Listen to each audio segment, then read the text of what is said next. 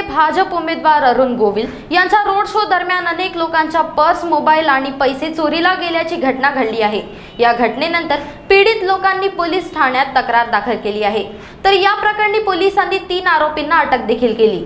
लोकसभा निवडणुकीची रणधुमाळी सुरू आहे। लोकसभा निवडणुकीच्या प्रचारासाठी मेरठमध्ये भाजपा उमेदवार अरुण गोविल यांच्या रोड शोचे आयोजन करण्यात आले होते। या रोड शो दरम्यान अनेक लोकांच्या पर्स, मोबाईल आणि पैसे चोरीला गेल्याची घटना घडली आहे। या घटनेनंतर पीडित लोकांनी पोलीस ठाण्यात तक्रार दाखल केली आहे।